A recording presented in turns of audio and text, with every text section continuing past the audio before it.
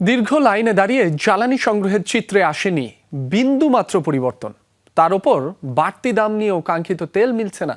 রাতভর দীর্ঘ অপেক্ষার পর তেল নিতে হওয়ায় ক্ষোভ প্রকাশ করেন অনেকে। বলেন, দাম বাড়লেও গ্রাহক পর্যায়ে বৃদ্ধি করা হয়নি জ্বালানি তেলের পরিমাণ। আগের পরিমাণ মতোই তেল দেয়া হচ্ছে। গ্রাহকরা জানান, আগে বাইকে তেল দেয়া হতো 1000 থেকে 1200 টাকা পর্যন্ত, আর এখন দেয়া হচ্ছে 1200 থেকে 1500 টাকা পর্যন্ত। বিপিসি জানিয়েছে, গ্রাহক চাহিদা বিবেচনায় আজ থেকে ডিপো পর্যায়ে 10 থেকে 20% হারে ডিজেল, পেট্রোল ও অকটেনের বরাদ্দ বাড়ানো হবে।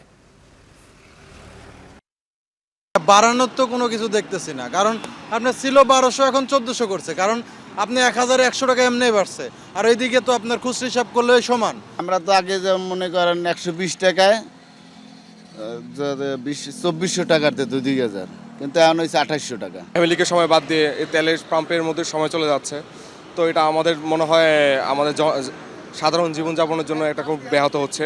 তেল নেওয়ার জন্য যে দীর্ঘ লাইন ধরতে হয়, এটা কল্পনার বাইরে হয়ে গেছে।